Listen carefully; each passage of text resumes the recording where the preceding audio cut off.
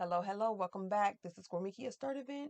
I'm back with I'm Not Kissing the Frogs. Today, I'm going to be reading from chapter 1, Taking Notice, and then we'll get into some questions and just have a little chit chat. Looking back over the years, I understand the much needed embarrassing talks and teachings provided by my parents. They had planned to keep me unspotted from the world of influence, the monkey see, monkey do generation.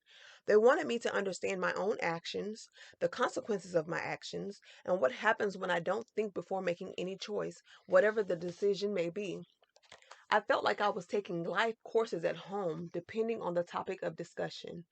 The subjects were social media, sexual intercourse, low self esteem, the meaning of true love, relationships, peer pressure, and so many other things.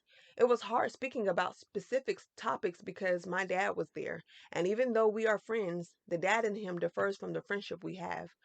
My parents know that I'm a virgin, and they want to keep it that way until they know that I'm ready for the prince and the right prince is prepared for me. Their biggest desire is to protect me from the deceitfulness of the frogs that only want to kiss and tell. There was no way of trying to prove to them that I was strong enough to handle myself and what life throws my way besides showing it through my actions. I couldn't say that I was ready for a relationship, and I couldn't go out to get my own place to prove anything to them. My parents were hardcore and straight to the point, teaching me the difference between age and maturity, love and lust, and being wise instead of foolish. I had to abide by their rules and show them that I could be trusted. Taking notice, this chapter is basically understanding the difference between having friends or a boyfriend and knowing what they want or their motives. So, with question one, I was wondering, who are your friends and how do you know? There are so many people using the word friend carelessly, but will never be there when you're in need. There are so called friends setting up their friends to be raped, kidnapped, abducted, abused, or beat down by some hater or loser. You must know who you're around. Be careful of the company you keep. Just because they seem okay, if you see anything that scares you or is questionable, it may be best to walk away. People explain to you who they are all the time, boys and girls, men and women the same.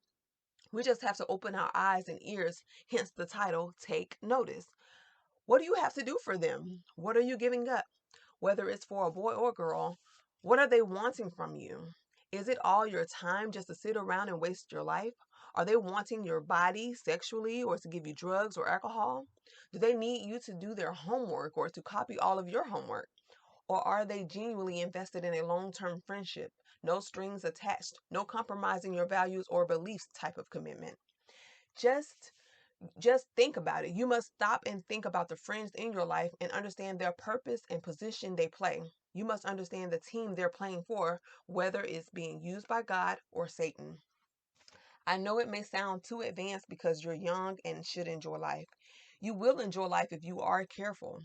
You will enjoy life if you take notice of those who are around you and those you welcome into your life. Most young people believe they have their entire life ahead of them, but it depends on their choices. The frog is a resemblance of Satan in this story. He has many different forms, colors, shapes, and sizes of people that he used to intimidate, bully, tempt, distract, and corrupt the lives of those headed to a life of success. His agenda is to block you from success, which is a life of peace and joy in Christ. If you turn around, you will miss what God has for you, which is exactly what Satan uses the frogs for. He wants you to be miserable, and it's all up to you. Don't kiss the frog. Don't entertain or befriend the frogs. I did not write this story because I was good. I was promiscuous and foolish as a teen and young adult. I wrote this story to help you understand the dangers of being foolish and disobedient as a daughter. It's not good and it's not pretty to give yourself away to multiple partners, whether it's kissing or sexual intercourse. People will take notice of you as you freely give yourself away to the frogs. You'd rather they take notice of you for being obedient or never know you at all because you aren't popular for the wrong reasons. How to take notice. Step one, listen and obey your parents as long as they aren't telling you to do something evil. If you follow their counsel and listen to your gut, you will recognize phony people and the frogs regardless of how they disguise themselves. Step two, be quick to hear and listen and very slow to respond. Take your time actually understanding the intent behind a person's words.